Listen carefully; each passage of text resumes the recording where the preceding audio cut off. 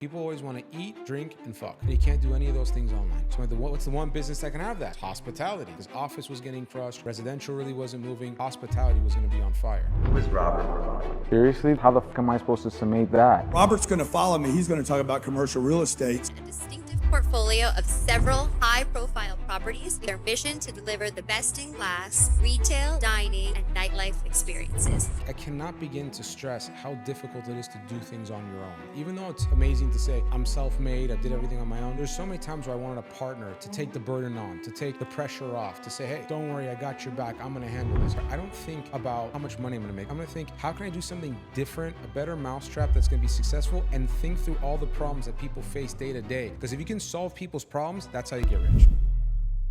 Welcome back to the show, guys. Thank you for tuning in. Make sure you guys drop a like, hit that subscribe button so you never miss an episode.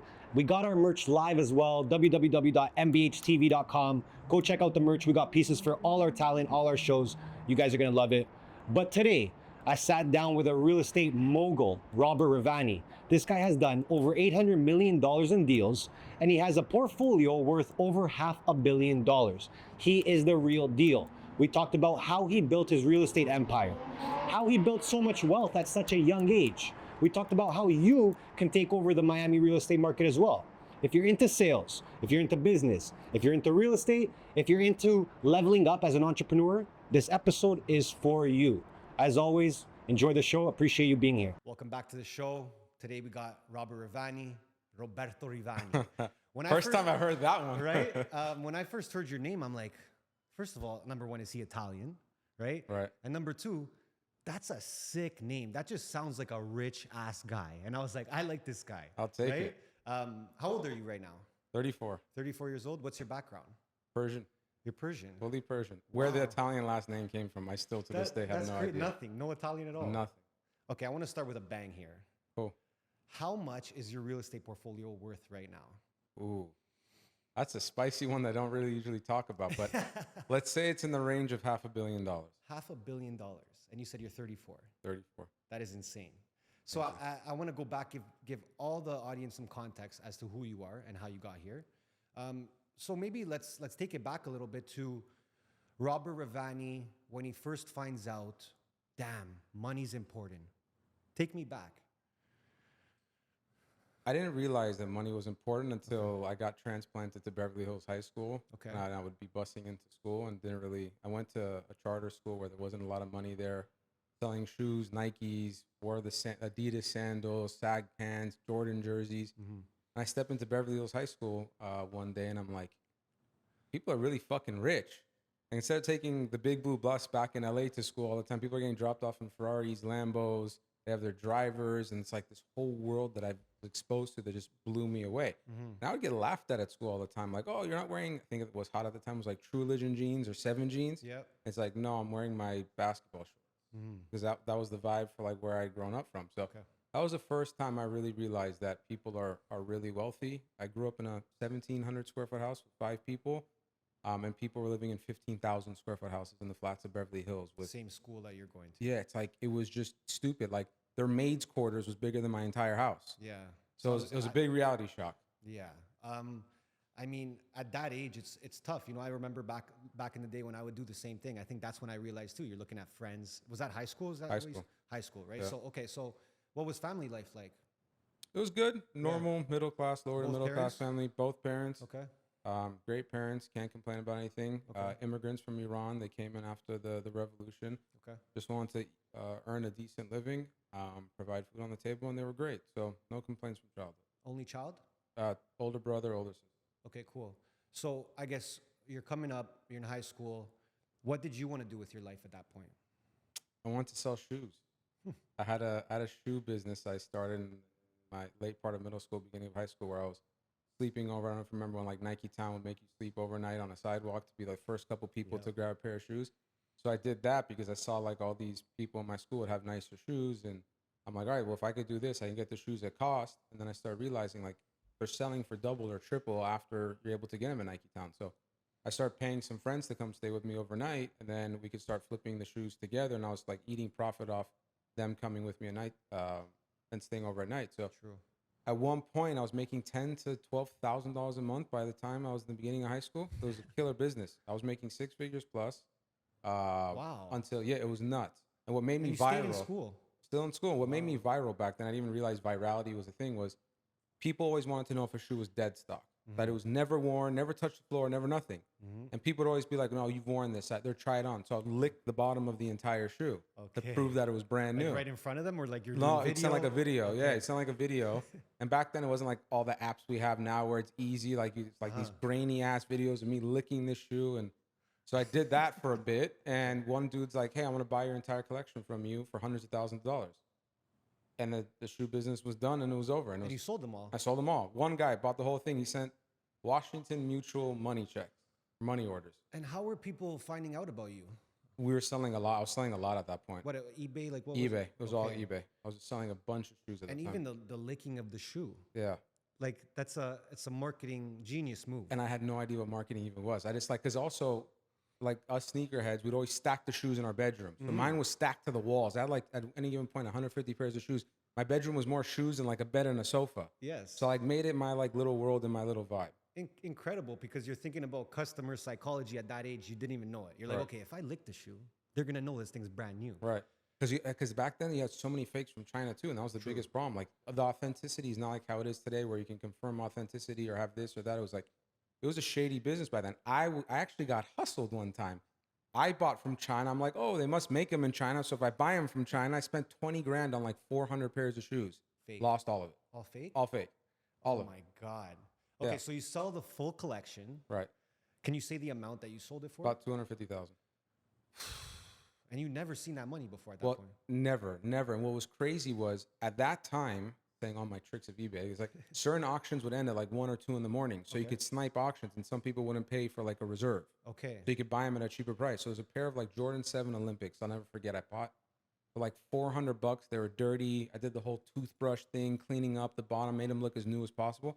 I flipped them for like 5 G's a few months later. Oh my God. So it's like those little things where I was trying to make money. I was like, there's something here. But I knew very quickly by that age, like, you're not going to become a multi-millionaire selling Nikes and sleeping on sidewalks week after week. It wasn't. So you knew it wasn't a long-term game. Not only did I not know, I was sick of sleeping on nasty ass sidewalks. And people are like, what are you doing here? Why are you sitting on the floor? Yeah. Trying to make a living, bitch. You're making like 10, 15,000 a month, yet you're sleeping on the floor outside. And what's the family saying? Are you telling them you're making this much money? Are they looking at you like, bro, what are you Oh, they doing? thought I was dealing drugs. Right? Yeah, they thought 100% you're dealing drugs. Right. What kind of shady ass business are you doing with Of like course. wads of cash and Yeah. this, that, the other? But how did you get past that? Because a lot of entrepreneurs, they struggle to explain that part of their journey to, like, let's say their parents or whatever, and then usually they end it actually. No, my parents were super chill about Okay. it. And my parents were a lot older. So like my dad had me at 50 years old. So Okay. by the time I was in high school, he's almost 70 years old. Homeboy was like just but they do come from a very traditional background. 100%. So for extreme. them, I would have thought, like, you know what, buddy, never mind these shoes. Go back and start studying. I was still studying. That So was the you thing. were making them happy. I was still doing both. I was Yeah. still going to school, and I was still, but I ended up dropping out in 11th grade, and I never looked back at school ever again. So that was Was that near the time where you made a couple $100,000? yeah. It was around that time where I was like, I'll never forget, and no disrespect to the teacher, but I was like, hey, if I ever become like like an accountant, I wanted to be an accountant. That was the first job I ever wanted. I'm like, what does an accountant make? They're like, oh, between 65 to 75,000 a year. I'm like, Yeah. what did you just say? Yeah. I'm like, there's no way. Like, I have Yeah. to think bigger than that, because when am I going to go to school for the next 8 years to make half of what I'm making by selling shoes? You wouldn't have known that if you didn't try, though. Yeah. That's the thing. So a lot of students, they look at that and they're like, oh, that's not bad. Right. But if they went and tried a side hustle and made, 50,000 in a year, they would have done the same thing you did. Right, for sure. Okay, so you sell the collection. What a sale. And now what are you thinking? Because you know the shoes, you don't want to do it anymore. No more sleeping on the sidewalks. What's the game plan now? What's going on through your head? So my family was in the property management business, Okay.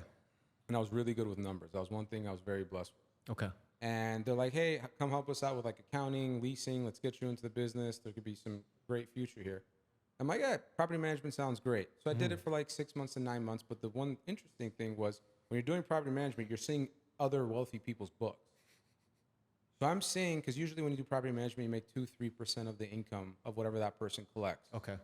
And I'm seeing these developers making millions of dollars buying and flipping properties. Yeah. And like, what are you doing? Painting walls, making nicer bathrooms, cleaning up sidewalks, parking lots, and you're making 7 figures plus on a single deal? And that's when I had that aha moment that property management, even though I couldn't be happier to have started there because I got my foot in the door. I understood the business from ground up. I did all the bullshit things that you need to do to get knowledge. That's not where you want to be as a future multimillionaire. You want to get on the development side, the flipping side. Property management is just a means to an end.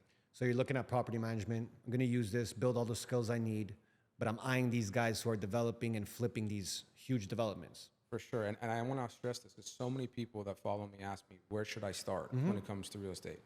I cannot begin to express how important the knowledge I learned in that arena of from property management, understanding the financing, the leasing, like every single thing that it takes to get the deal across the finish line, that you can't just become a developer and say, here's $1 million, I'm going to flip it. Well, you don't understand title, you don't understand escrow, you don't understand all these little nuances that are important in a deal. Well, it's like they say it in every business, start as the janitor. Yeah. And learn everything from ground up, because if you want to be the boss one day, you're going to have to know what everybody on the team is doing. I was picking up phone calls of just talking to tenants of, hey, how are you? Well, how's it going? Creating those relationships, understanding tenant relations. Oh, I got a roof leak. Oh, my toilet's backed up. Oh, send somebody out there. It's like, yeah, you understand customer service and so many other things that come with that if you just try to start at the top. So talk to us a bit about what you're learning in that property management time that you think now, looking forward, was so key for you.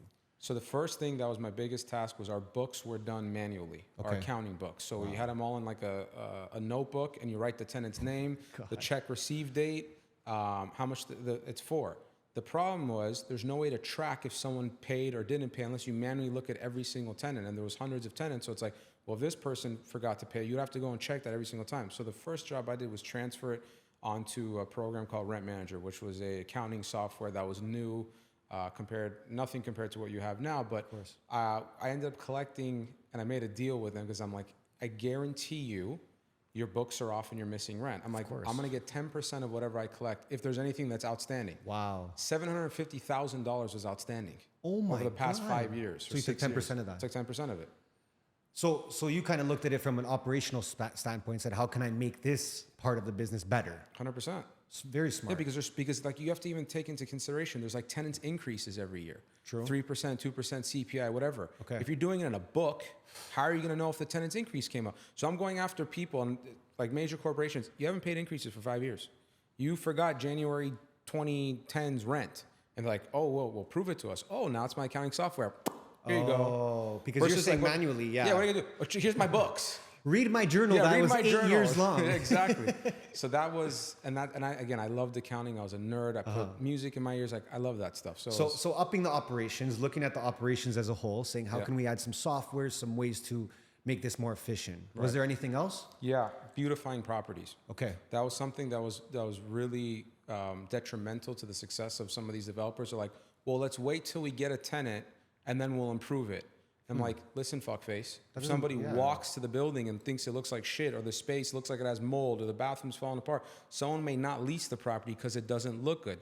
A lot of people I've learned over this period of time in my career is a lot of people don't have vision. Yeah. They want it given to them, beautiful, pretty, simple, and done. They don't want to think about I have to fix this or clean that up or what else am I missing. It's a bad representation. So spend a little bit of money on TLC to make things look prettier, more sophisticated, and that's going to go much further, not only from getting somebody in the door, but also leasing people so other spaces get leased faster. So, True. Because when someone sees, oh, well, that guy just moved in. Oh, I want it. Oh, no, I want It's it. like a FOMO. It's a FOMO. Yeah. So you're saying that naturally these guys were just not renovating until they had tenants. Yeah. Or a tenant would come to them and say, well, you have to do this, this, and this, then I'll take it. But yeah, that's backwards, I would feel. I mean, like, you need a first impression. It still happens. Wow. It still happens. That I think is even kind of, and again, you tell me, you're in the industry, but it has to do with even laziness and maybe budget as well. They don't want to spend right off the bat. So one thing that I think changed that's different with me versus most developers, they don't understand one simple concept: time value of money. Mm-hmm. If you can lease a property faster, you can refi faster. If you lease a property faster, you can sell faster. Mm-hmm. If you lease a property faster, you get income faster. Yeah. So you thinking ass backwards of, oh, I'll just wait, don't worry, somebody will come, we'll get there soon. Like, it's nonsense. Doesn't make, because then you're next door renovating, Right. and now that person's going there. You won't be able to compete with somebody like me. And that's True. what, when I was the disruptor of shopping centers, was one of the biggest things that I got into, was you're not going to beat me with better quality and faster. And whenever there's, because commercial real estate's a really old man's game.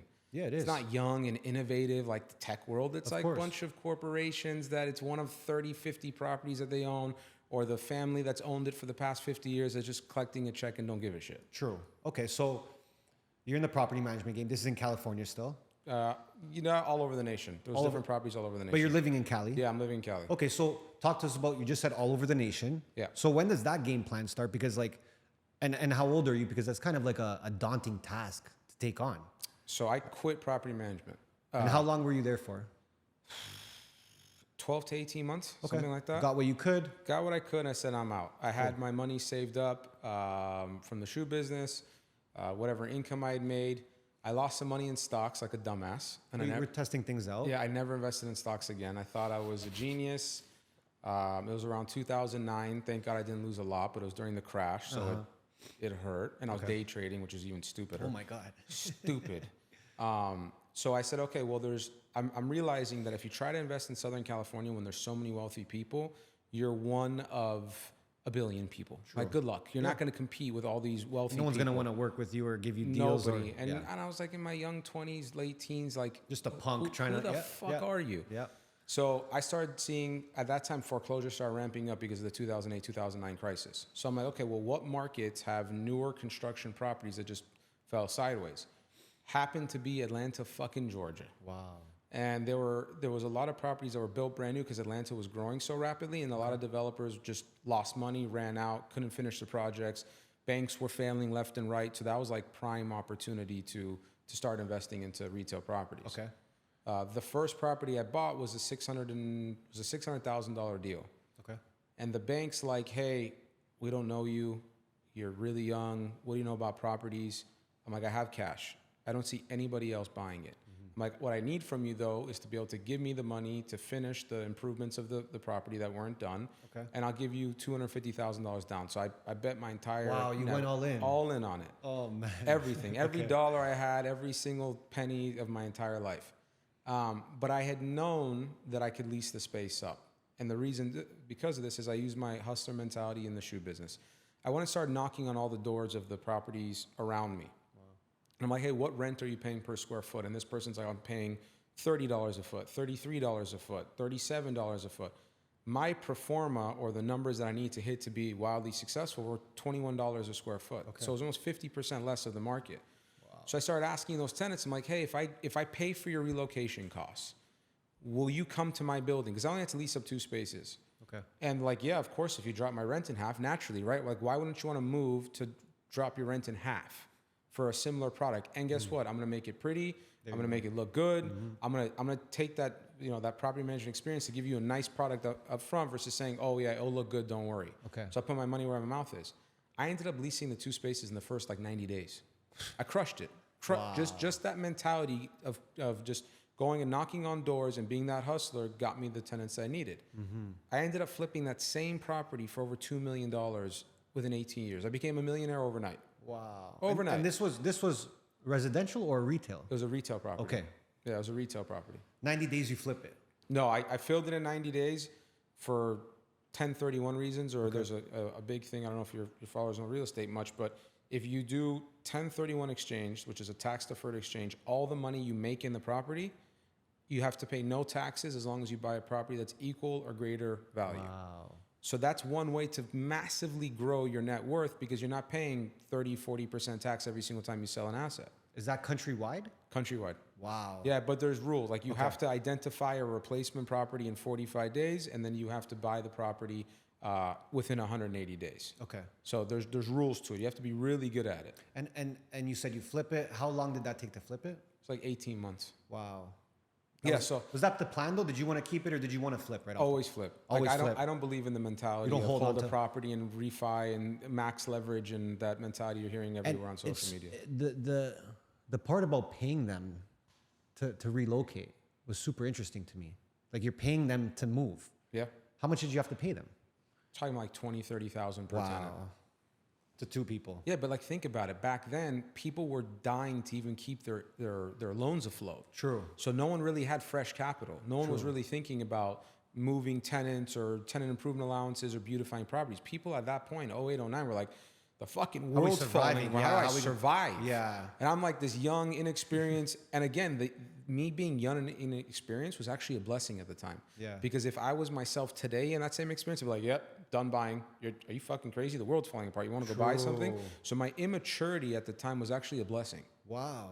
Yeah, so I loved it. Okay, so you sell it, and Yeah. you're like, okay, I like the retail game. Well, I partied a little bit, drank a lot, got a little nuts. Yeah, because like, right, you're Because that's like your first big payday. dude, you're in your young 20s and you're a millionaire. What'd you do? I partied a lot, drank a lot, partied a lot, drank a Yeah. lot. Did you buy anything like extravagant or? I leased a M6, I think, Nice. a BMW M6 at the time. Nice, that's a fast car. Yeah, it was a fast car. I love cars back then, and I got a car, never a watch, I never cared about those things because what I told myself, and this is the problem, that money's not liquid to you. True. So when it's in a 1031 exchange, it sits in an account, you can't touch it, and you have to buy another property. Yeah. So you don't really have the money. You're paper rich, but your bank account poor. Now with that part of keeping the money in so you don't get taxed on it, Yeah. what was your game plan there? Was it like, okay, I'm just gonna forever keep my money there? Or was it like, okay, I'm gonna wait till a payday like this and then finally pull it out? Let's put it this way: 17 years later, I'm still doing the same damn thing. Wow. You're still there too? No, I'm keep 1031 the properties. I But never I'm saying keep in them. Atlanta too? No, it's Okay. gone. So yeah, once you 1031, that means the property's sold, and then it's on to the next deal. But I'm saying, did you want a new deal in Atlanta? Or Yeah, did- so I ended okay. up buying 2 more deals in Atlanta after that deal. Okay. So I started slowly but surely expanding into what I call secondary or tertiary markets. Cool. So instead of going to like the main and main of Miami or the main and main of Chicago or New York, it's like suburb of Atlanta, suburb of Milwaukee, of Houston. So all these smaller markets with a lot less competition. And at one point, I had properties in almost 15 to 16 states. Wow.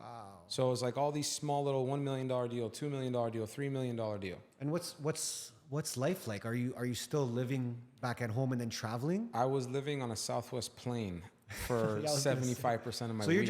you're just going everywhere you need to. I was between Holiday Inns and Southwest Planes, and like again, this is something that's really important for a lot of people to understand. Even though I was rich on paper, I couldn't use the money, so I was still thinking I got to save a nickel here, I got to save $1 here. Like Had the I'm not broke flying, mentality. Yeah, I'm not flying first class. I don't want to pay for a hotel, so let me take a red eye. That way, I save on hotel costs. Like there's all these things at the time that like I'm on paper rich, but I could lose this tomorrow. I think it was better off that you had it that way 100%. rather than, oh, here's the money. 1,000%, because it's like your financial advisor, your daddy saying you're rich but you can't touch it, asshole. literally. It's like, because if I had it, like imagine you're in your young 20s, you have $1.5 million cash. Yes. You're going fucking nuts. Yes. So like I was like, okay, it was the best restraint I could ever have in my entire life. So at what point do you end up going back to California? Because you mentioned at the beginning, you're like, I'm out of here because the guys here are not going to work with me yet. Right. Everyone's too cool for me. Right. When do you say, you know what? Now I'm kind of cool enough for them. Let's go back and let's see what we got. To be honest, I never gave a shit about being cool. Never happened. I- You know what I mean by being cool, like wanting to work with you. No, I mean, like, I never cared about trying to prove myself in Okay. the Los Angeles market to say, I made it here. Okay. I cared about making paper. Okay. I cared about making money. Okay. Like, my whole thing was, why am I going to go try to take a 20 or 30% return in LA when I can make a 200% return in Milwaukee? True. I want to go there. Okay. And that was my focus, was just trying to make as much paper as possible, because I realized that whenever you get into these high octane markets, Miami's of the world, the New Yorks, LA's, since there's so much competition, people are willing to take less profit because they want to stick to that market. True. When you're trying to hustle and make as much money as possible and you just have this much money and not 1,000 investors, I wanted to go to the markets where I had a lot less competition and a lot bigger swings to hit a lot more money. Okay. But I mean, flying around that much, it was probably tough on you for a while. It was the most beautiful thing I could have ever experienced in my life. This guy loves the grind. Listen, not only do I love the grind, but I got to see so many different people, like so many different cultures, so many different types of food. Like, I've always been a travel guy. Like, I've been to 60 plus countries and over 200 cities, I think, over my life. So I love traveling. Yeah. Do I hate the exhaustion of different time zones and what city am I in this morning, and waking up and thinking you're home, but you're not. Like I had all of that, but it was just beautiful. And again, it was a time in my life where it was perfect. Would I ever do that in my 30s? Absolutely not. No, you did it The at the young right 20s, time. it's like, oh, I'm going to go to this bar and check this out. Oh, I'm going to go to this restaurant. Oh, I'm going to meet new people. I'm going to do this. And it was different and it was fun for me. So actually, I had the greatest time doing it. And you were on your own. You didn't have business partners. No partners, no raised money, no investors, me, myself, and Irene, until I met my wife when I was 22 years old. And then she came with me everywhere. So she joined you. She joined me on I'd say probably 75% of the trip. I she love came that, with to me. be honest. Yeah, I no, love that. she made it a lot more enjoyable. Of course. Because you want to enjoy those places with people, right? Like I forgot I bought a property in Chicago, and I'm like, this is a beautiful city, but I'm alone here. Like I wish I had somebody that I can go and to, have a dinner at a nice steakhouse or go party with at night. So it became that work-life balance of like, we're going to work hard and we're going to play hard all at the same time. And this whole time, you don't have a company yet. Or did you have Black Lion? No, I did not have Black Lion. So you're just working as a solo entrepreneur. Yeah. I'm Robert Rivani. That's who you're working with. Exactly. So when does the idea come that you're saying, I should build a brand out of this and start building a team and start building legacy here? It started whenever you start to get to bigger deal sizes. Okay. Because when you're getting into the bigger deal sizes, and when I mean bigger, I'm talking about $3 million deals, $5 million, $7 million deals. People, banks, brokerage houses that have to lease property, they want to know who you are, right?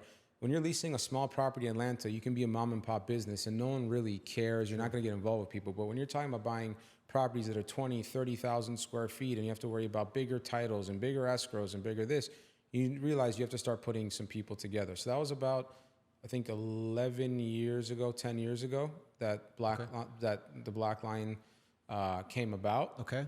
And yeah, it was one of the most difficult. Starting a business and having employees is way more difficult than real estate. Yeah. It's crazy because there's so many people's lives in your hand. What you have to pay attention to for like billings and employment law. It's like, dude, I just want to hustle and build properties and sell some shit. Yeah. Like you can't think like that anymore. There's people relying on you. 100%. It's pressure, right? So talk about maybe the first kind of stages of Black Lion. Yeah. And how that was for you, any kind of learning lessons that you came across or, just important things that you learned during that time. Yeah. I learned I needed legal advice real quick. The first person I ever hired, God bless her soul, she's passed now. This lady, Kim, she was my first paralegal because when you're getting in these bigger deals, you have to worry about like all these legal documents because you're sharing a property with a neighboring owner. So there's something called like CC&Rs, which dictate the rules between you and the property owner next door. So I can't paint my building a certain color without his permission. Wow. I'm like, what? I own the property. Yeah. And like I can't bring a liquor use in the property, or I can't open up a strip club. I'm like, why? Well, because this person has something on title. Oh. I never understood title and legal things. It was never my bread and butter. Okay. So I'm like, okay, I need to bring someone that understands legal things a lot more than me. Granted, I should have hired an attorney, but I didn't have the money I didn't think it was worth it. I'm like, I'll just find a legal person. She was great, but that was my first hire that I'm like, okay, before I make a boo-boo or there's an issue on title or there's something that could be catastrophic, I need to start hiring people. Okay. And, I guess at that point, I'm looking at some of the properties that you were owning and selling and flipping, right? And now we start talking about, high value properties. We're talking about $20 million homes and Talking stuff. about current day. Well, you started going through it, right? Yeah. You had that Harry Potter house, Right, yeah, right? Like yeah. talk about that. Like that was. I'm reading articles on this thing. I'm like, Right. this is like, how do you even come up? Did you make that happen? Was it just a house and then you built in that theme, or what was the whole vision behind that? Yeah, so that was actually, believe it or not, the first home I've ever owned. So I never owned a home in my entire life until that point, because I always believed that owning a home was the worst investment. I've heard you mention that a lot. It's the stupidest investment, especially if you're trying to scale or you're younger and trying to scale, to put that much equity into a home. And you believe that to this day?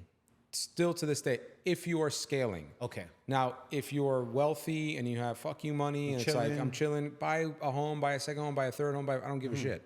I actually still rent today. Well, I heard you say that, and I heard you say something where you said, I'm not buying until it's my dream home. Correct. Which I'm acting the same way right now. I love that, by the way. Yeah, thank you. I lost my favorite home in the world, my dream home, which was my castle, because of communists and socialists in California. And we're going to get into that. Yeah. So after that, I'm like, all right, I'm moving to Miami. I got back into hunger scale mode again, believe it or not. Even though I was wildly successful, I had my dream home. It was all taken from me, moved from LA to Miami. I'm like, okay, I see a whole new horizon that I can conquer. I'm not going to go and park $20-30 million of my money into a home again. Because that could buy me 3 properties. More, maybe 2, depending on the property. Obviously, you get high-level properties. Okay, so that home was your first home. Yeah. How much did you pay for that home? $13 million. And it came like that? No, it didn't. It came with like an outdoor Gothic revival vibe, but I was still very young at heart, and I love Harry Potter and Game of Thrones. I'm like, I want a Game of Thrones fucking chair right in the middle of the hall. And was it like this is going to be a rental property? No. Dream home. I always joked with my wife. I'm like, when I die, you're burying me in the hillside. Because we had a huge hillside with like a view. I'm like, I'm dying in this home. So a $13 million home. Yeah. And how old are you when you purchased that? I was 29. Okay. Then time starts going on, and you say you lose the house. Yeah. Right? You lost the house. What sucked was when I bought the home 4 months before COVID. Oh. Yeah. So... So I was like, I was so excited about this house. We're gonna party it up. We're gonna rage. I was gonna have this whole like this. Because you thought your future was there. I thought everything was there. Yeah. So like during COVID, we started like, I started becoming an antique buyer. Okay. I had nothing to do for like the first month of COVID. I'm like, what am I gonna do? So I started hawking antiques on eBay. Okay. It's like, who the hell's buying antiques during COVID? Yeah. I'll say a quick funny story. There was an antique that I bought. My wife wanted an old French-looking chest where she can put her Harry Potter potions in. I love it. Yeah, so she's like, "Oh, just look at this chest. It's gorgeous." I'm like, "All right." It was originally listed for 25 grand. Yeah. I'm like, "I'm gonna give him 4 grand." Wow. I ended up getting it for 5 grand. Wow. 5 grand. When they're shipping it to me, it came into 2 pieces. When we uncovered the top piece from the bottom piece, it had an insignia from actual France in the 1700s. Oh my God. I got it appraised for $125,000. So it was... That seller didn't know? He had no idea because you had to take the pieces apart, and the person never took the pieces apart until it was probably shipped. just reselling. He was just reselling it. So then that happened. I ended up buying like 40, 50 grand worth of antiques, 5,000 here, there. My whole appraised value of it came out to like $500,000. So I had an antique business that I still have them all now because I love them. Yeah. But so you kind of struck gold. Struck gold when everything else was falling apart. I was buying ancient British china from my fucking dining room table. I was going nuts. Yeah. But no, I designed the entire house the way I wanted it, and a Harry Potter, Game of Thrones vibe, and I loved every minute of it. But COVID struck, and then we were home like slaves because you couldn't leave the house without wearing 14.5 masks on your face. Or the hazmat suit. Or you go to a restaurant and as soon as you eat, that's great, but as soon as you stop eating, put your mask back on. So my wife and I, we enjoyed a couple of parties, some great times there, but we're like, the future's not going to be in Los Angeles. How quickly did you realize that when the pandemic hit? I realized it halfway into the pandemic when we decided to come out to Miami. Okay. Because a lot of our friends were like, hey, Miami's open. People are partying. People are eating. People are not locked up in their house. Like, people are like, LA was really bad. Yeah. It was like Canada. It was really bad. We were locked down for 3 years. It was the same thing. It was horrible. Yep. And then I'm like seeing people on yachts and boats and partying and drinking and restaurants are fully vibe. I'm like, are we retarded here? Yeah. I'm like, this is where people are going to flock to. They have great weather here. Granted, the summers are a bit tough, but there's discretional spending. People are coming from all over the world to this destination. Yeah. And I just saw a huge opportunity for food and beverage to become the next hot thing. I think a lot of people did when they came here during the pandemic. So that was the only property you had there. You sold it. You said, I'm done. Yeah, Harry Potter. In LA, yeah. You didn't lose money on it? No, I ended up making $5-6 million bucks. Amazing. Something like that. And that was your only property there? That was at that point. I still owned a house in Malibu. Oh, nice. So that was rental? Yeah, it was a home that we're gonna flip. I bought a home. I think I saw it on your website. I bought it as very nice. It looks like a compound type of home. It's in Carbon Beach, which is like the creme de la creme. There's like 1 of 50 people can own a home on there. It's right next to Nobu and Soho House and all that stuff. I bought the house as a dare. It was the only home I've ever bought. But what does that mean? So my boy, who's a residential developer, is like, what you're doing is for little bitches. Anyone can do commercial properties. You can't do a single family home. Wow. I'm like, all right, motherfucker. So I found this house on Carbon Beach. It was like $5,000 a foot. I'm like, I think I can make it special. It's actually being listed next month for $40 million. Wow. And I'm like, all right, I'm gonna build the nicest home anyone's ever seen on Carbon Beach. Yeah. And granted, I've learned residential is not easy, especially super luxury residential. Like, really? because you have to pay attention down to the fucking detail of the doorknob. Well, if you're selling else for 30, 40 mil, Yeah, you have to. Versus like commercial properties, it's like, give me nice paint, nice carpet, nice facade, nice parking lot. It's a lot more simple. Now, restaurants are really intense. Okay. It's a whole different business now that I'm in. But like for the commercial real estate shopping center vibe compared to single family $40 million home. So when you leave there to come here, what's your portfolio look like at that point? You still have the malls and you still have all that in the other states? So I still had malls all over, shopping centers all over, but I still had one property here in South Florida. I had two properties here in South Florida. Oh, okay. I had a huge shopping center up in North Palm Beach that I'd sold a few years ago. And then I had a commercial condo right actually here in Brickell where I put Delilah in.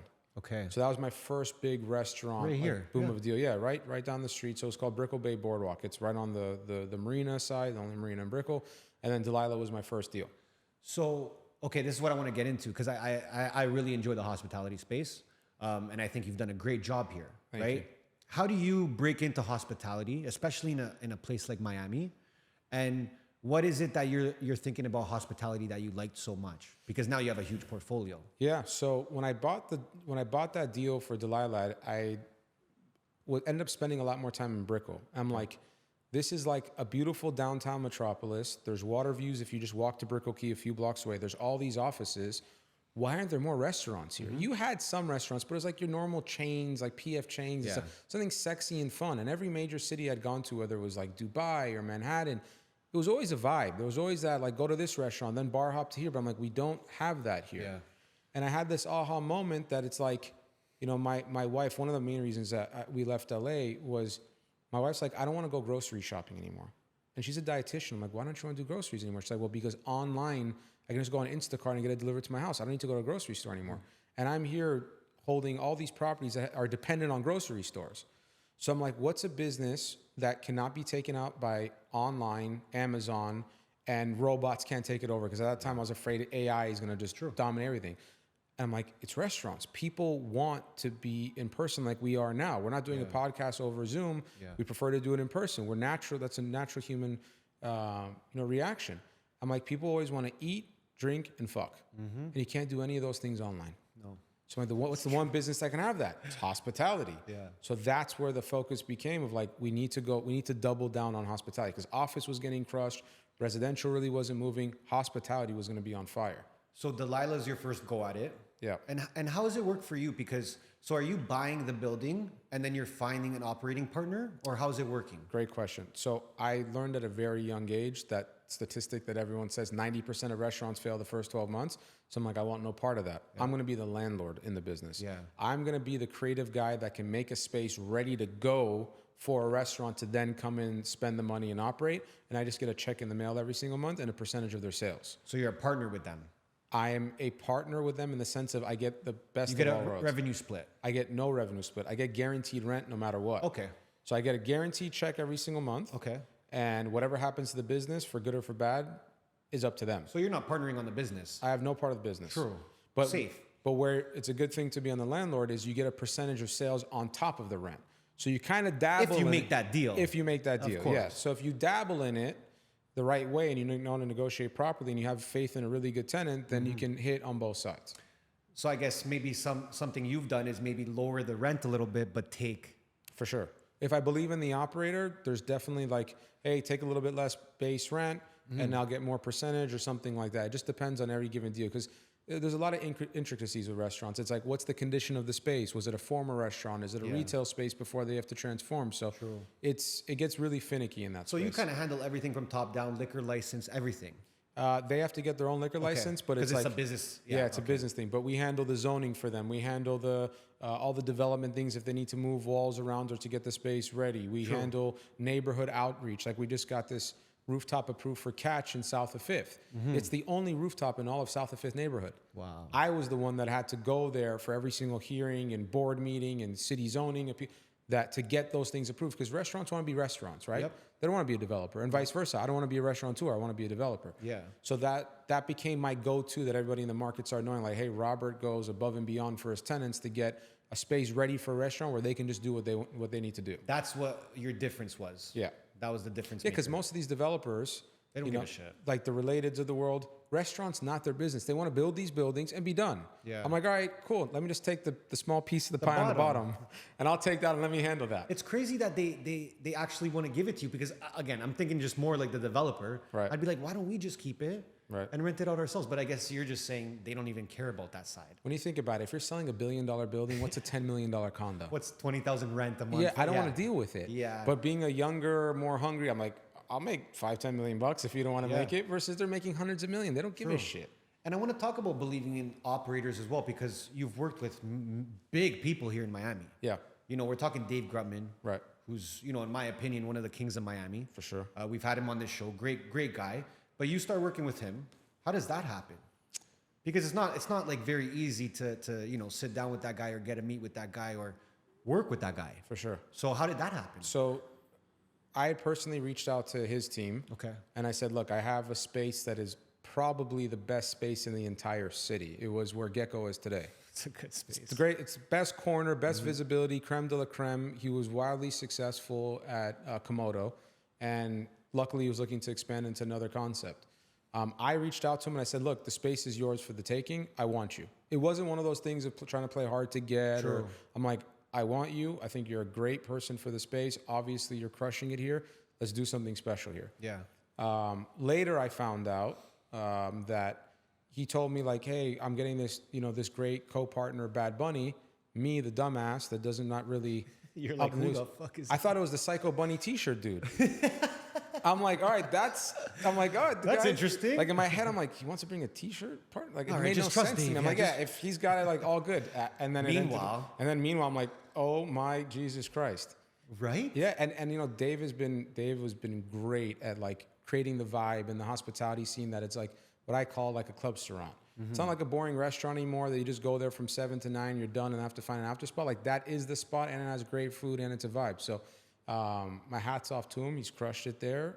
And that also propelled me to saying like, well, shit, Robert did Delilah, which is the biggest operator out of LA. Yeah. And now he did Grutman. What the hell's his secret sauce? And then the company just, it blew from there. Well, two of the biggest operators in the country. Yeah. At that point. And now you have multiple venues with both of them? No. No. Now I've got Catch south of 5th. Yeah. Gaia, which is the biggest operator out of Dubai. Okay. Rosa Negra, largest hospitality operator out of Mexico, which they're actually opening in 2 weeks, and we're having their grand opening. I love their place in Tulum, by the I way. heard it's a blast. I've never been, but I heard it's a dude. blast. That's how they. I think that's how they started. Yeah. That was one of their first ones, and they Yeah. blew up from that. Yeah, so this is going to be, it's going to be in the former SLS. Okay. So that's going to be another great concept. We have Amara and Edgewater with Michael Schwartz. So just a litit bit of different everything. But you being an eager entrepreneur, which clearly you are, Yeah. you didn't look at them once and say, maybe I can do my own restaurant and clip both sides of this? To be honest, no. No? Because the restaurant business, from what I've seen and what I continue to tell people, is one of the most grueling industries in the world. It is, bro. You need to be on the top of your game at all times. You have to be in the top 5% of the restaurants to You really... have to be. Yeah. Like, and that kind of was my calling, is like, in order for me to buy what I'm buying and spend what I'm spending in improvements and all that stuff, you have to be an operator that's doing north of 15 to 20 million in gross sales. True. That's a big operation. You know, when you're talking about these restaurants that are failing, those are mostly the guys that are mom and pops getting into the business for the first time. You need seasoned operators that have seen the good, the bad, the ugly, and they know exactly what's going to work and what's going to hit. So let me ask you this then. Because you've been working with, like I said, top of the top when it comes to operators, what do you think they're doing so well? They're operationally sound. It's almost like they have a book in their heads on what I'm paying for food costs, what I'm paying for employment, what my quality is going to be day in and day out. The food's going to taste the same every single time you come here. Quality of service and how you're treated from as soon as you get out of the valet until the end of your meal. And also creating a vibe, which I think is wildly important in Miami especially. The music's a certain way. You're feeling sexy. The crowd's good. It's not just your mom and pop restaurant or PF Chang's that you're walking into where it's like, all right, I'm going to be here for 45 minutes and dip. Yeah. And the thing that set these restaurants apart and why they're so wildly successful is your average ticket cost or your average spend is significantly more at these restaurants than all these other restaurants you typically go to. Yeah. And that allows for better profit margins too. You know, I would say this is probably the best city for hospitality right now in the U.S. By far. By far. By far. It's such a vibe. You have amazing operators. The tourism is nonstop. Yeah. And now I guess, okay, so you're at that point, you're diving into hospitality head first. And now you're seeing it and are you saying, okay, maybe this is better than me doing the flips? Like what's going on in your business mind now? I'm still doing a little bit of both. Okay. I was still doing the flips in the shopping centers. I was still doing the single family home, and I'm still doing the hospitality. At that point, I started looking at myself more as a conglomerate of different asset classes under one branch of Black Lion versus just being the young 20-year-old kid that just wants to do shopping centers and that's all. So I think you coming here maybe re-inspired you. not only so I'll take the story back a little bit. I didn't have a public social media account. Until COVID, where I couldn't get a haircut, and my wife's like, "I'm gonna shave the side of your head," and then a mohawk came out of it, and the beard, I just didn't know how to shave my beard. Now. It's your look. It's my look. Yeah. And then that fit so perfectly with Miami. Yeah. Like in LA, it does not fit. Yeah. Miami, everyone has a certain Because you're a style character and vibe. here. Like you can build your own character here. 150%. Yeah. So my name was no longer Robert Rivani. It was like, oh, that's Black Lion. There was no more Robert Rivani. My name, like all the people that approached me on the street, like, oh, hey, Black Lion. I'm like, I have a name, but I'll still take that. Well, dude, I saw you come out of nowhere on socials. I remember. I was just like going through my shit. I'm like, oh, who's this? Yeah. And I saw your haircut, and I saw you just with the beard. I'm like, oh, this guy, I could listen to this guy. I like this vibe, right? So you kind of felt like you could build this new character in this city. And I could be myself. Yeah. I could be myself in the city. And what I didn't realize was how powerful social media can be. And someone told me this, and it was one of the most intelligent things I've ever heard, especially in hospitality. Your Instagram is your social passport. Dude, it's your resume. It's your So when I'm going to Dubai or I'm going to London or wherever I'm getting these hospitality operators, instead of them having to go on my website to see who I am, it's like, fuck, he's done deals with Delilah, with Grutman, with Catch, with this. Like, this dude's a vibe. And also, again, a lot of the developers and landlords in this business are older dudes that it's just doesn't really mean. Versus you have the guy that's in his late 20s partying with you till 4 o'clock in the morning. It's a different vibe with me. It's not the same way. I feel like you'd be, even for the operators to know that, like you're more tapped into the culture, you're younger, like you're thriving, you're networking, you're going out more, that sort of thing, right? 100%. So, okay, so you're kind of still balancing both. You're doing hospitality, you're working with some big guys, but you're saying, okay, I want to keep doing these flips as well. Miami kind of re-inspired me. Yeah. But there was a purchase you recently made. It was close to 60 million, correct? In South Beach? Correct. Talk to me about this purchase, because it seems like now you're looking to do something different than even the hospitality and the flip. So now there's a new light that popped up in your head. Yeah. And I was reading it, I'm like, wow, this is super interesting. And I think that it's a great void that you're about to fill in South Beach. For sure. So I started realizing with hospitality, like, I own a lot of the different corners in the city at this point. Some of the most major dominant corners for hospitality. There's not that much more room to grow. Like, you can't have a different $20 million restaurant every single block of a street. It's not going to work. And I'm like, shopping centers are continuously falling apart. What's the future asset class that's hurting right now where there's opportunity? Okay. And you heard it on every single CNBC article, the death of office. Yeah. I'm like, motherfucker, there's no death of office. It's true. It's the revolution and the innovation of office. And who better than me to think of a way to innovate office? Because the vast majority of people that are going to an office are my age, people that you're gonna need the younger generation to buy into office. Yeah. And I asked everybody around me, I'm like, are you excited about working in this office that we're in? And we had a decent Class A office that we're in. I'm like, no, this place sucks. Like, it's not exciting. I want to be inspired when I come to work. I want to be excited. And I'm like, okay, well, that's great. Like, that works. But what else? What's a lot of things that people are into nowadays? Health and wellness. You're seeing this huge boom now of people that care about, veganism and focusing on your mind, body, soul, and blah, blah, blah, blah, blah, which I like to a certain extent, but I think some people take it a little far. Yeah. But I'm like, how do you integrate that all into an office? And that's where Class X came. I said, I can't just do another office. I'm like, I'm branding this son of a bitch, something that I'm coming up with, which is Class X office. And I wanted it to be an experience where like-minded individuals, and it's for more of the upper echelon, high-income office tenant, that will say, look, I'm willing to spend more out of my pocket to have a much better innovative space so employees are excited to come back to work. Because most office landlords or office owners, including myself, are like, fuck this home from work bullshit. Yeah. I can't. I think everyone's saying that now, bro. Well, now, Yeah. but even a couple years ago, people are like, "Oh no, work from home. It's I know, the it's a future." new thing, I'm yeah. like, dude, I'm having Zoom calls with people that are on my staff, and I'm hearing your cat or your dog Yeah. or there's Your laundry your in the back. laundry. It's like that's not professional. That's not how the future's gonna be. And you're seeing Amazon and all these major corporations are like, "Yeah, get your ass back to work." Yeah, it's productivity. That's what it's. It's they're after. 100% Yeah. productivity. And what I told myself is, well, then don't worry about trying to make the business owner happy. I'm trying to focus on getting the employees happy to come to work because that will tell the owner, well, shit, if I can get more people here, more people excited to work, more innovation created, who's that going to end up benefiting the most? Yep. It's the business owner. Yep. So that's where this whole Class X vibe came about. And I said, well, I'm going to take it one step further. You have the health and wellness. You have the fitness center and the collaboration space.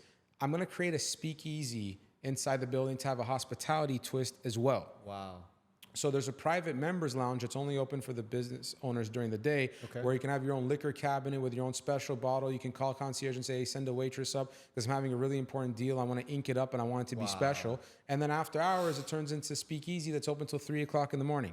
And I can't announce the operator, but it's one of the ones that we just talked about earlier. Yeah, that they're going to open this speakeasy that it's special that no one even knows about. It's within the building and it becomes a hospitality oriented building as well. So it's like, yeah, we're working our asses off all day, but now we can go party just one floor down or above from us. Crazy. I love that. Yeah. So you're talking health and wellness in one space, massive co-working space that you're going to actually probably divide up and rent out, correct? To certain It's business. free. Oh. So if you lease a business there, all your employees can just say, hey, I don't want to work in my cubicle. I'm sick of it. I want to go work in the cafe with other people from other businesses. And it's free to use. Oh my God. So it brings that collaboration together where So it's the like, co-working space is free. correct. And you're saying with this comes all this other stuff. Infrared sauna, cold plunge, jacuzzi, But full what fitness about if center. you get 10,000 members right off the bat that Well, want to come? we're limited by Okay. only the I businesses was going to that are say, there. because people are going to love that. Oh, yeah. So like the whole thing was like, I want people, especially the people that are working there, to say, I can cancel my gym membership. Yes. I don't need to go to the infrared sauna or cold plunge in this other building. Yep. And I don't have to spend 30 minutes going to the gym, parking, then coming out sweating like a dog in my car. Like all the things I hated growing up. I'm saying this, I'm the same, bro. So I'm like, all right, how do I solve all these Yeah, problems? yeah. Because as a business developer or as a property developer, I don't think about how much money I'm going to make. I'm going to think, how can I do something different, a better mousetrap that's going to be successful, and think through all the problems that people face day to day. Because if you can solve people's problems, that's how you get rich. Bro, going back to it, that's the customer psychology of you licking the shoe. Yeah. Like think about how far that's come, 100%. right? And I'm guessing you care more about the flow of the space. Like you're really thinking about who's gonna use this space. I design every single where space, a top to developer might bottom. just be like, oh, like put the walls up, rent Dude, it out. I can't begin to tell you how many developers I've seen that throw 6 and 7 figures at these interior designers that throw space that when you actually go into it, it's like it's not functioning. It doesn't work. It doesn't make sense. Like how does the valet interact with the speakeasy? I'm not going to wrap if a woman's in heels, and I thankfully from my hospitality experience I learned a lot of all this. If a woman is in heels, she's not going to walk half a block in the rain to get to a restaurant. So you have to pay attention to all these little details to make spaces functional and something that they're excited to come back to, and also have a social media element to it. I wish I could show you renderings, but Of course. we have the only undercover valet in all of Miami Beach. Wow. And I'm spending $3 million with 20-foot waterfalls to be the most iconic moment. So when you come through that valet, you're like, yeah, I'm at the Rivani building. That first impression, bro. It's that first impression. The Rivani building. It's the Rivani building. So you added your last name to the name. I finally said enough is enough, and I'm putting my name on the top of Listen, that bro, building. like I said when we started, this is a luxurious name. Yeah. I love it. Yeah. So the plan for that one is long term then. That one will be my baby that hopefully I don't want to get buried there, but I'm keeping that one for a long time. And what's the timeline? It will be built in the next 12 months, A to Z. You gotta let us know, bro. We gotta come by and 150%. do a whole tour of that place. I'm Amazing. even putting a podcast room so you can come. Okay, that's what I read. Yeah. I'm like, okay, you could do everything here. Yeah. Podcast studio, probably photo studio, work, Yeah. gym. Then you got the speakeasy. I'm gonna bring my suitcase there, and I'm just gonna 100%. live there. 100%. You got your Pretty much. podcast room. You got everything you can imagine for an entrepreneur to want is there. You know, when I was reading that, $60 million building, and I've taken some big risks in my life too, nothing close to that, and it feels daunting to me when I read it. And I'm a big risk taker. Yeah. Do you ever like what goes into your risk management? Like when you're thinking about that, and you're saying, guys, I'm gonna buy this building. It's 60 million. This is what I want to do with it. And what's the math now? Well, it's even scary. I'm going to buy a building and try a concept that's never been proven before. I like that part though. Yeah. I think that's cool because Miami, they're super open-minded to new things. For sure. So I think that I like that part. Yeah. So the short answer is I still personally guarantee my debt till this day. Wow. So every single night when I go to bed and I have to think about I think it's a $300,000 a month interest payment, $10,000 a day, I'm like, you better make sure this thing fucking performs, motherfucker. Because if not, you're not eating tomorrow So morning. you kind of just add the stress to yourself. I put myself under so much stress, it's ridiculous. You don't seem that stressed though. Oh, you should see me during the week. Should ask my employees how stressed out. Listen, you have to be. You can't be lackadaisical about things that are that important. You can't just be like, we'll get there. It's like every day is a fucking grind and it's a push. Yeah. And it's try to do better, get things more cost effective. And it's a big risk, but over time, confidence builds up and you're like, no matter what it takes, I will make it work. And that's where Class X made sense because I'm like, why would somebody not want this? Of course. Maybe I won't hit my rent of $120 a foot or 100. Maybe it'll be 70 or 80. Does it still make sense at 70 or 80? It does. Yeah. So I'm a very systematic approach person when it comes to performas and spreadsheets and making sure that what are my like break even points? Is this achievable? Is it not? And thankfully I bought it at a $50 million discount from the guy. $50 million discount from the guy before. So it allows me to spend more money and have some more breathing room to do what I want to do. How do you get a $50 million discount? He just had to get rid of it? I'm bound by confidentiality reasons with them, but the long and short is the office market was crumbling across the nation. So it's great timing. And I gave them a few $1 million non-refundable day one. I'm like, I'm buying this property whenever people before me could not perform on the asset. True. So you're just ready cash on hand pretty much to make these deals. I'm ready to go. Which is very important, right? Could you imagine this was like a multi-billion-dollar shop gets a photo of me from my Instagram with a mohawk and one of my this is the guy who's buying our $60 million plus building. And they're like, what? These guys are from the Midwest. Like again, Miami, we're accepting of each other looking the way we look. Of course. People in the Midwest are like, this motherfucking joker. And he's how old? And it was like, but it's like, look at my track record. And at the end of the day, it's like money talks. Here's my cash. True. If not, take my deposit. True. And this is kind of to go into something else, but you're probably clearly okay to just live your life if you wanted to without, being under that much stress, buying $60 million buildings, right? Sure. You'll probably be okay. What is your motivation at this point? Like what keeps you going? Like when you wake up in the morning and you say, I gotta go, but I can also stay in this bed and maybe chill a little bit. What gets you up? Legacy. Legacy. Has to be at this point. That's it. It's right? legacy. It's legacy in the constant pursuit of proving to yourself and not others what you're capable of. True. And to me, to be able to innovate hospitality the way I did, shopping centers the way I did, and now office market, which has been one of the most boring, dry, depressing real estate classes in history, and be able to say I was the first to do something like that. Yeah. It's important for myself. So I guess when you're thinking about your legacy, what comes to mind? Like what are the images you see when it comes to your legacy? Like, are you picturing Class X popping off? Like, what else are you thinking about? I'm picturing that everyone will remember me as the guy that came in, crushed the game, and innovated in his own way, and wasn't scared about what everybody else had to say, or it's too risky, or it's too much of a gamble. It's like I did it my way. I'm gonna die one way or another by my own sword, and I'm gonna put my money where my mouth is. And that guy had a killer mohawk. There you go. Right? Yeah, and now I'm expecting dad. I'm going to have my baby here shortly. I want to talk about that too. Yeah, so I plan on putting him, and this is going to happen. As soon as he's born, I'm putting him up as Simba on top of the building and showing him to the whole world out there. So I love it. Now it's like, now I have a different type of motivation and innovation. It's like my son seeing what I was able to do, even though he'll never be allowed to work for me or be in the family business. No. Come on. No, listen, I've seen so many families been broken up by family business. It does happen, but what if he wants to? No. No? No. You're going to say, buddy, you got to do your own thing. Listen, man. That's crazy, though, because how about legacy, though?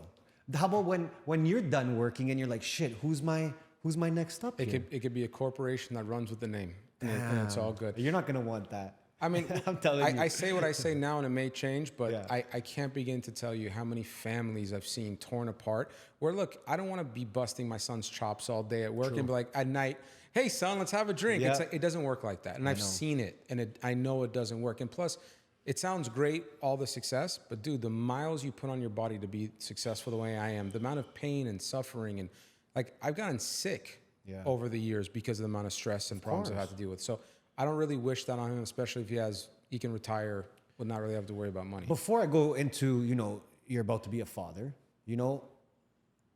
we talked about a lot of, sunshines and rainbows today. You making a lot of money, you making the right moves at the right time. But maybe talk a little bit about these dark times that you might have had, or maybe some big mistakes that you made. Because it's not all sunshines and rainbows, It's definitely not. People look at you today and they're like, look at this guy, bro. He's fucking killing it, man. Must be nice. Right. Lots of money, has buildings everywhere. Right. Look at this guy's fucking beard, Like, I want to be like this guy. But, rarely do we talk about the L's online, Right. So I want to humanize you a little bit here, and maybe talk about some dark times and how you got through them. Yeah, so at a very young age, I got ill with 4 different autoimmune diseases that really, really, really whooped my ass. So different psychological problems, thyroid disease, stomach disease, like all these different things where like you can't drink alcohol, you can't have gluten, you can't have dairy, restrictive diets, sleepless nights, going to all these different medical facilities, and doctors be like, we don't really know what to do with you, and all this experimental like trials and testing. And it's like, when you're in your young 20s, mid 20s, even now I'm still dealing with it. It's like, I have all this money, but I can't solve my problems with money. And that was that one moment that I started taking a serious, because I used to be 225 pounds. I was fat. Holy shit. I had a big gut. I was not You had the fit. rich gut, though. I had the rich gut. I 100% had the rich gut. Yeah. Ate whatever I wanted. Like I tried filet mignon for the first time steaks all with truffle. day. I'm like, Yeah, bro, go just crazy. throw it on. Just Yeah. everything. Especially with the restaurants that you're working with. So I was like, that was probably the darkest time in my life where I realized no matter what I do, it's like a double-edged sword. I continue working and stressing myself. I get myself more sick. But if I just focus on the sickness, I'm going to get more sick, and I need something to distract me. Yeah. So it was that balance of the two that was very, very tough on a personal side. Yeah. When it came to work, I cannot begin to stress how difficult it is to do things on your own. Even though it's, wildly, amazing to say, I'm self-made, I did everything on my own. There's so many times where I wanted a partner to take the burden on, to take the pressure off, to say, hey, don't worry, I got your back, I'm gonna handle this. Because employees will only go so much. When you're an owner of a business and your partner is there, it's like, I got somebody that's gonna take care of me. There was lots of deals that, I'll give you an example of one. There was a shopping center I was building, and I didn't realize it was on an Indian burial site. Oh. How the fuck am I supposed to know that there was little small like arrowheads that were like this big in California, and like I look at them like, just toss them. What the fuck are you talking about? Yeah. I had to go through an Indian reservation board that took me 2 years to get approvals. I lost $3 million in that deal because I did not know this one thing about that. So there's times where you realize that knowledge is the most important thing, and to hire as many people around you, even though if it costs more upfront, because it could potentially save your ass. It costs you your mental health, bro. It can cost you. Yeah, it was the most, because the problem I had was not only was I losing money on this, I had guaranteed a delivery of a building to a national corporation On that land. On that land, and for every day I didn't deliver them that land, I was losing $50,000. No, sorry, every day I was not delivering the land, I'd lose $5,000. That adds up. Every day. And I was years plus late. Did you get it done or no? I got it done without, I don't want to say their names, but of course, donations go a long place with some people. Wow. And helping out. Because like it was, no, usually even in Canada, we have a lot of reserves. Yeah. And you got to just fucking bro, take out your wallet and start giving everything to them, That's why half of them are still just empty. Bro. That's why it was empty. They made me have people to watch over the dirt as it was being ripped apart when I was building it. Like, what are you talking about? I know. It's fucking dirt. I know. It happens in Canada, and to remove that kind of stuff, you have to pay hundreds of thousands of dollars. And that's why a lot of people just ignore that piece of land and they'll move to the next one. Yeah. But you said, like, your health hit you in a different way, and you realized, fuck, like, I got to take care of my health more. For sure. And a lot of people don't realize that till it's too late, kind of. So I think it was almost a blessing for you to realize it earlier on, because a lot of people wait till they're 45 and rich as fuck. Yeah. And then they're like, oh, shit. Yeah. I can't even do nothing, even if I have 100 mil. Yeah. So what kind of changes did you make at that point in your life to say, health, I need to start taking this seriously? A lot of different changes. The first one, I need my 9 hours of sleep every single night. It's so key. Yeah, bro. I'm regimented, even though people think I have the look I have. I'm this degenerate partier, and I go to bed every night at 9:30 now, never later. Wake up every morning at 5 to 6 o'clock. For the most part, I'm gluten free, dairy free. Even though I'm in hospitality, like I'll cheat once a week, twice a week. True. When I drink liquors, I never mix it with sugar and garbage, and it's just that on its own. I've been sugar free the past 6 weeks. Wow. That's been a fun journey. That's probably hard to track too, isn't it? Like, what are you even eating? Yeah, look, like if there's something that by accident has like I won't have like desserts. Yeah.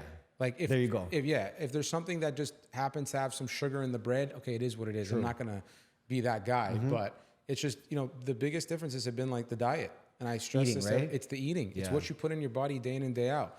I'm religiously in an infrared sauna 4 times a week. I do jacuzzi 3-4 times a week. I go to the gym 4 days a week. I play paddle. Like, you have to constantly be moving your body. You can't just sit behind a desk all day, because that's what I used to do. I used to sit at a chair 9 hours a day. Mm-hmm. Felt like a senior citizen everywhere I went. So it's implementing those things. And you know what? Like, even on a personal level, like I recently, like the last few years, I was like, oh, I was just grinding so hard, and I was like, bro, my health, like I'll just wait like till I'm done grinding and then worry about my health. Like I literally thought that. I did too. It's crazy. But look, that's important for a lot of people to understand, though. Yeah. And there's nothing wrong with that. Like, I know, like, I'm saying it now, like, oh, you should focus on organic food. Like, motherfucker, I wasn't thinking about organic food when I was in my young 20s. You were on a Like, plane every day. yeah, like, I wasn't thinking. I'm like, I just need to put food in my body and move. Now, granted, that food was Chick-fil-A and Dunkin' Donuts and the most garbage things you could ever ask for in your life. But you have to get to a certain point where you have to say, look, there's a balance of everything. And that's the one thing I've learned about life: balance. Yeah. Everything has to be in balance. Yeah. And I think that even leads into to you being a father now. Yeah. How do you think, and again, I'm talking as a future parent. I want to be a dad too. Yeah. But I just look at the world and I'm so scared of it. I'm so scared of society and how things are happening to the younger generations, the things they're teaching in schools, stuff like that. Like, it worries me, Does that mean I shouldn't have a kid? No, absolutely not. Right. But do those thoughts ever cross your mind? Absolutely. The world that we are for the last 4 years definitely has been absolutely pathetic with how they're trying to do what they're trying to do to the future of our world with the kids. It's just one of the most disgusting things I've ever seen in my life. If anything, I think the exact opposite. One of my biggest role models, Elon Musk. How many kids he has, even though he has many, he's the fucking man. Yeah. And it's like, if anything, I have to bring kids that I grow up the way I think the future should be to counteract the bullshit that we're seeing with a lot of these other parents. Yeah. Now, am I going to go put my kids in these schools? Nope, I'm homeschooling them. Am I going to raise them the right way and teach them my ethics? Absolutely. But I think having kids is a beautiful thing. But I delayed having kids. True. I delayed which is another key. Like, I'm doing the same right now. Yeah, like I never thought, like, there's no doubt in my mind, if I had a kid at 25, 26, I'd be as successful as I am today. Okay. I couldn't just get up and travel and go wherever I wanted. I couldn't, Okay. sleep on planes. I'd be worried about my kid, worried about my wife. And you have this whole other being that even now in late stage pregnancy, it's like, oh, I can't do this anymore. I can't do that anymore. Yeah. I don't want to be out late because I got to be with my, it's a much different way of looking at life. But I see it your way. But there are people that see it like, you know what, Rob, if you did have a kid at 24, maybe that would have even put more pressure on you to be successful. Because there are people that look at it that way too, where they say, because I look at it like this: if I was 24, a kid, no way. That means I wouldn't be able to, the things you just said, travel, get this done. But there are people on the other side of it, and from me speaking to a lot of guests about it, that think, you know what, I'm happy I had that kid at 24 because it pushed me now to be that successful person. Let me ask you a question. Does anything need to push you to be successful? Not now, no. So that's exactly my point. Yeah. If you want to be successful, you don't need anything to push you to be successful. You have that hunger in your fucking eyes that nothing's going to change, whether it's a kid or this or that. That hunger comes from within. If an external factor needs to lead you to be hungry, you've got a problem on your hands. I see it that way. And that's why I'm kind of holding it off. Yeah. But what I wanted to say, and again, back to being a father, is like, what are some things that you want to instill in your kid, within the first 5-10 years of you having this boy? Like, what are some things where you want to say, as a father, this is what I want to make sure this kid learns? I just want to make sure he's a good human being and doesn't do bad to others. Like, I always have this saying that people are free to do whatever they want in this world as long as they don't affect other human beings. Okay. If you want to dress a certain way, do a certain thing, go nuts, dude. As soon as you try putting it on my child, that's when you're gonna have a problem.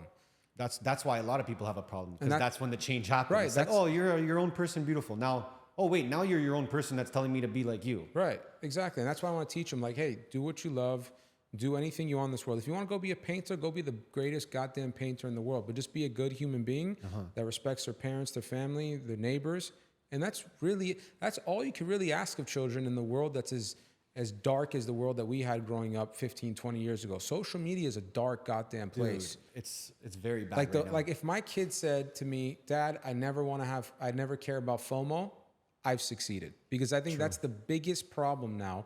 And I sometimes see it too. Like, I'm working my ass off 10 hours a day. I'm like, this motherfucker's on a yacht in south of France. Why isn't he working? And it's like, and I catch myself, it's like, it's all social media. But young kids that are grown up into this, for good or for bad, if they can just get out of that and say, I want to live my life, be happy, get married, have good kid, that's a win for me. The problem is that as soon as the kid pops out, they're in the matrix right off the bat with the iPad in front of them like this. Yeah, so like this. we have rules that we've already talked about. love right that, from I love There's that. rules. No iPad, no sugar for the first 2 years. Yep. They're gonna get into like, you want to be entertained? Let's go to the gym. Come, like I even built a bouncy like little gadget to hold the baby in my office so he can play with himself and have fun. Versus parents like, use your iPod, sit there and watch for 3 hours, or your iPad. Like You know Patrick Bet-David, right? yeah. So you should check him out, because some of the stuff that he implements with his kids is really cool. Like, he'll make them like, you have to finish reading this book if you want this toy. Oh yeah. Now that's this 7-year-old just read a full book. That's awesome. Right? So he's doing cool stuff like that. I agree with that. Like, you can't really throw them right into that, because these kids, like, think about it. You're 10 years old. Let's say a 10-year-old kid today, they've been online for 10 years, the whole life. Yeah. Right? So what are they seeing? Some of my friends' kids, I can't get off a tablet. They can't speak. Like, I want to talk to them, and they start yelling like bloody murder to get off a tablet. It's how it starts. It's the foundation you set. 150%. Right? If they think that that's how they can act, then they'll continue to move like that. But I have a great feeling that your kid is not going to be. I plan on bribing my kids. Like a money system. I love it. I want a money system. Like, you want to go, like, in order for you to watch your tablet, you need $5. Yeah. Well, okay, Daddy, well, how do I make $5? Yeah. Oh, now you can clean this, you could do See? that, you could do that. So you start to create that work ethic where something's not just given to me, I need to earn it. And as soon as that ethic is made, that's when you have a they learn the successful value child. of $1. Yeah. Which that's when I look at, like, 21-year-olds, 22-year-olds, 19-year-olds that want everything given to them. And I'm just like, yo, you guys don't know how any of this shit works, bro. It is so pathetic what I've seen. And even with our businesses, right? We hire a lot of younger kids, and they're so entitled from nothing. Yeah. But there was a great thing that happened to the U.S. recently. Oh yeah. Big man won the Yeah. election. And what I want to ask as a Canadian is, what are your estimations? What are your expectations on what the next 4 years will look like for Miami, but also the U.S.? Well, I think for Miami, it's going to continue to rock under Ron DeSantis. I mean, he single-handedly is what brought the stability in my eyes and the opening of the city and not allowing all this indoctrination from the outsiders. So I think Ron DeSantis, as long as he's here, he's going to keep Florida down. As for the greater part of the nation, I don't want to say I'm the biggest Trump fan in the world. I'm happy he won, more so because of what the opposite side was. Yeah. I posted something about Trump, and everyone thought that I hate women and anti-abortion and all that stuff. So I think it's important when people talk about political things that just because you agree or you're happy somebody won, that you don't believe in everything. Of course. Like, I do believe women should have the right to abortion. If someone gets course. raped or incest, like, But Trump even came out and said that. But that's the 100%. classic media. for sure. Of course. So I think, look, you're going to have a very volatile next 4 years. I think a lot of people outside of our country laugh at what our current presidential situation is like. This is a time to take advantage. Yeah. I don't think anybody's going to think they could take advantage of Donald Trump and Elon Musk. Yeah. And I think Elon Musk is what won Trump the election, to be honest.